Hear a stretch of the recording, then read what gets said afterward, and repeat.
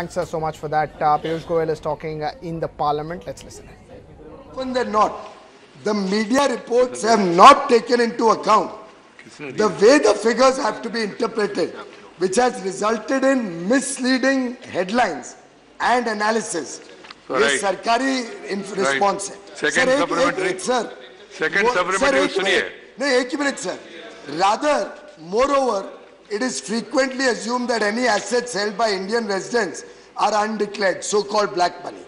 फिर उनका कहना है कि अगर आपको सच्ची में इंडियन रेजिडेंट्स का कितना पैसा स्विट्जरलैंड में है वो देखना हो तो एक जो राइट डेटा सोर्स है, स्विस अथॉरिटीज कह रही है, जो करेक्ट डेटा सोर्स है उसको कहते हैं लोकेशनल बैंकिंग स्टैटिस्टिक्स, कि स्विट्जरलैंड लोकेशन स्विट्जरलैंड में कितना पैसा है ये भी स्विस नेशनल बैंक कलेक्ट करता है in collaboration with the bank for international settlements. और उस डेटा के अनुसार माननीय सभापति महोदय, उस ये भाई बड़ा इंपॉर्टेंट विषय है, ज्वलंत विषय है, देश में लोगों को इसके बारे में गलत फहमियां दूर करने की सरकार की जिम्मेदारी है। ये खुद स्विस अथॉरिटीज लिखित रूप में देते हैं कि Swiss national bank in collaboration with bank for international settlements का जो डेटा है वो दर्शाता है कि loans and deposits of Indians other than banks, मतलब आरबीआई भी रख सकता है, स्टेट बैंक भी रख सकता है, बैंकों को छोड़ो, जो इंडिविजुअल्स के डिपॉजिट स्विस बैंक्स में है स्विट्जरलैंड में, decrease by 34.5% in the last year compared to the previous year. Right. Second supplementary. 34% कम हुआ. Second supplementary. क्वार्टर में तो 44% कम. Please. Minister, please confine to the issue.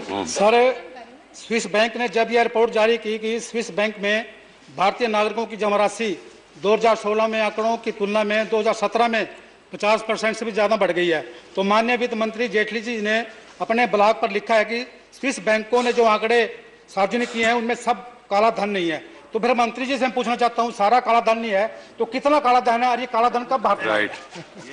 माननीय सांसद जी भली भांति जानते हैं कि 2011 में केंद्र सरकार ने, और माननीय प्रधानमंत्री जी भी यहाँ पे हैं, स्विस बैंक के साथ तय किया था, अमेंड की थी ट्रीटी के, जब भी कोई हमारे पास इंफॉर्मेशन आएगी तो हम उनसे उसके बारे में जानकारियां ले सकते हैं। दुर्भाग्य से 2011 से 14 के बीच कई HSBC के अकाउंट्स वगैरह की जानकारियां आई, जिसके लिए स्विट्जरलैंड के साथ हम मांगते रहे इंफॉर्मेशन, लेकिन इंफॉर्मेशन मिली नहीं। फिर 2014 अक्टूबर में प्रधानमंत्री मोदी जी ने रेवेन्यू सेक्रेटरी और अधिकारियों को वहां भेजा और सख्ती से वहां पे बात करने के बाद जॉइंट डिक्लेरेशन इशू हुआ कि आगे से वो इंफॉर्मेशन देने में हमें सहूलियत करेंगे। और सभी माननीय सांसद जान के खुश होंगे कि 2014 के बाद लगभग 4000 से अधिक हमने इंफॉर्मेशन मांगी है वहां से, और उस डेटा के ऊपर उचित कार्रवाई देश में हो रही है।